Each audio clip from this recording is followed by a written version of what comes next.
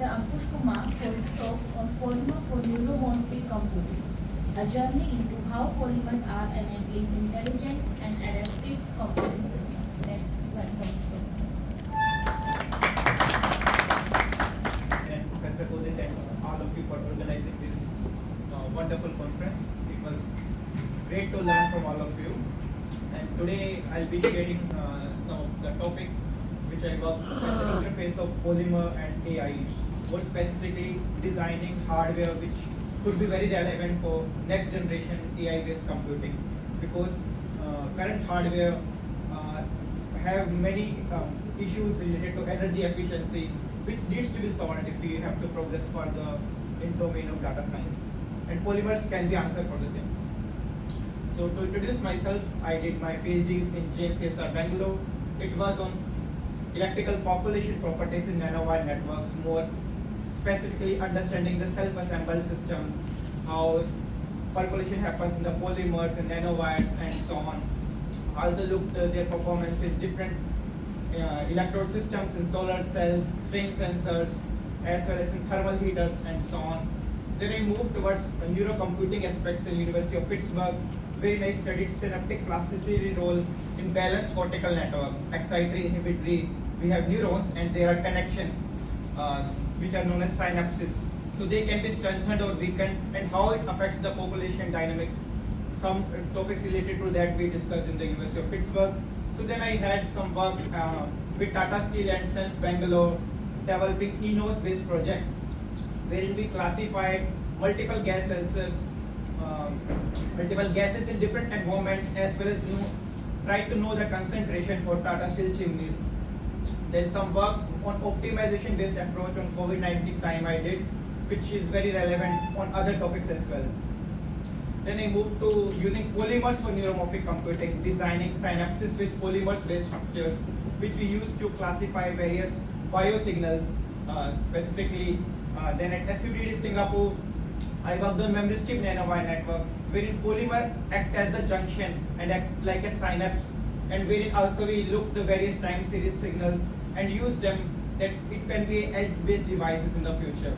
So in this way, my work was at the interface of materials, devices, and computing, more specifically in AI in last few years.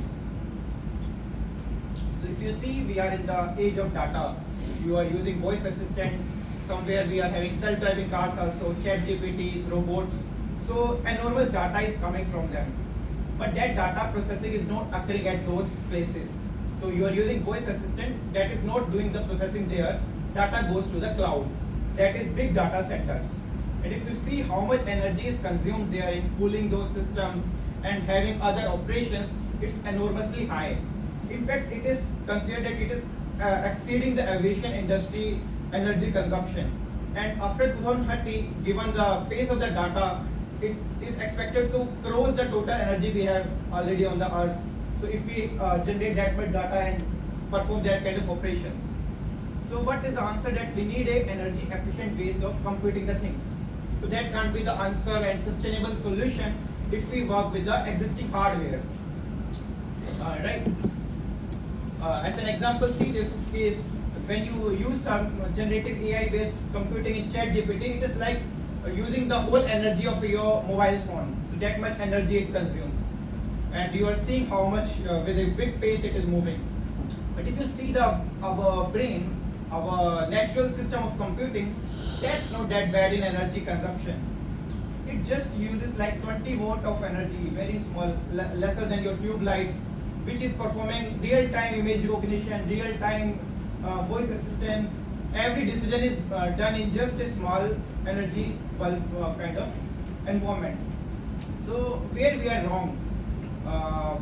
The reason is we have used the word artificial intelligence, that is mimicking the intelligence of the brain. But we have replicated the intelligence only on the software level. So once you draw this neural network, input layer, output layer, hidden layer, something like that, so those are drawn on the software level, and the things are occurring only on the same hardware, which are not compatible with the computing aspects, where you have to do so much learning rates and optimization. Many times data has to be processed. So there is a one human bottleneck. So because memory and computing are at different location, and it has to go many times to do those operations, and that's why it is energy expensive. On the other hand, if you see our synapses, computing happens at the same location and memory also occurs at the same location. You might have heard in the neuroscience courses in your 12th also that they become strengthened or weakened and they store something on the synapses level only. And this is our present hardware, crossbar arrays. Okay, so in the junctions you have some semiconducting materials and the operation occurs here. But do you see our brain is similar to this? It's not a periodic lattice like this. It's very random in structure, jumbled structure, something similar to these kind of structures. Okay, so first one is the image of memory strip nanowire network where junctions are some polymers. And second one, we developed some polymer dendritic structures. So it is a very random structure. So first question is how to customize this kind of structures. Secondly, how to compute with this kind of disordered structure. How brain is performing this kind of structures. Can we use this as a platform for computing? It looks very ugly.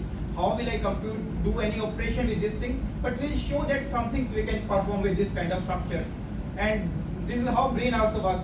They also make very random structures and make morphologies with the same.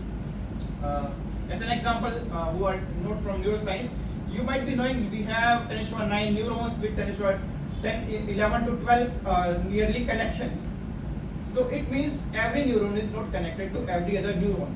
One neuron is connected to 100 to 1000 other neurons. Just that sparse connection, sparse matrix if you know mathematics, very sparse. Most of the elements will be zero, only few one will be there.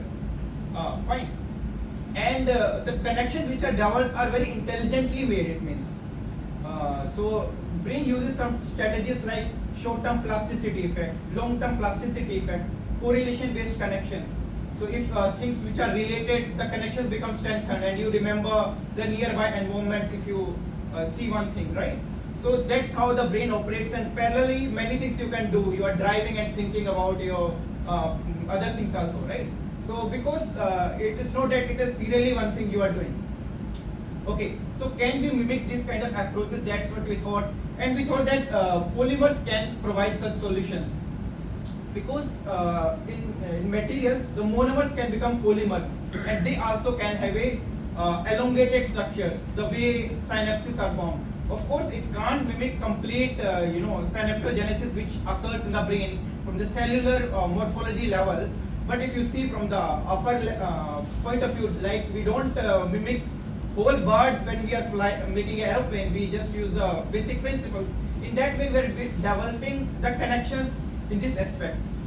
So we have monomers present in the liquid phase, E dot monomers, and then we apply electrical signal. So in neurons, in brain also, neurons are firing, making electrical signals, and connections are forming, right? So similarly here in the neurons, in electrodes, you are making specific signals in both the electrodes or in one of the electrode, and making this kind of signals. And we are trying to explore what happens if you apply signals. And because E dot will become P dot, and you know these are conducting in nature, and that becomes integral part of the signal. So first, initially just to show the control experiments which we did. So here we applied a signal where we had applied amplitude of the voltage, frequency of the voltage, duty cycles, and all those things. So we found that these kind of signal parameters decide the morphology in a very different way. You can have wire-like topology, you can have dendritic topology, you can have asymmetrical structure, symmetrical structure with multiple branches, a number of different connections formed here. We try to investigate this through the simulations aspect also, doing the finite element based approach. So here, if you're seeing monomers are moving over a period of time, right? You're seeing both the structures, simulation as well as experiments. So over a period of time, monomers are moving from here to there because signal polarity is changing with the time. So let's say now I am negative, positive charge carriers are coming here, then I become positive, then they will repel. So they go here and there. And if this frequency is very high, they go in the center and they make very wire-like kind of structure. In the last figure, if you see they are in the center, and if I leave it for some time, you will see that they will be making wire-like structure, and which we were able to mimic both the parameters, and we studied many parameters in this way, duty cycle and all that. So you see it's a wire-like kind of structure. So this explains how you can tune the morphology of these structures. So these are in different frequencies and they show different electrical properties. The resistivity is not same at all. So we we converted this 2D images to 3D structures because with microscope you see just 2D. So it's based on cylindrical absorption. So how current is flowing through them and what is the resistivity value? And resistivity is not same, though it should be intrinsic parameter value of the material. It means doping was very different. Based on the total surface to volume ratio, you had different amount of dopants present in these kind of structures. And we explored these things for organic electrochemical transistors. So in transistors, using a gate, you can inject or eject the charge carriers. So that's what we did. So the charge carriers, in this case, PSS negative can trap in or trap out, and there will be a time scale of it. So as you see, there is a charging time or discharging time of it, and that is very much dependent on the morphology. And it is very much useful for filtering applications because what you do in a signal, you do a filter, some low pass filter, high pass filter or band pass filter, that decides a time series classification. And having this kind of properties embedded in this kind of structures, we can explore them for the computing aspect. We also showed heterosynaptic plasticity in them, wherein astrocyte kind of things, multiple dendritic structure can control the connection strength. So here the third dendritic structure acts as a gate, and by changing the gate voltage, you can move to different resistance states, and it remains for some time. You can increase the conductance or decrease the conductance by making this kind of dendritic structure. So you can have now a population of network if you want to have, which can mimic a neural network in some way. Okay, so we also showed other important concepts like Hebbian's learning rule. If two neurons fire together, they wire together. So here we change the polarity of the neurons, the signals.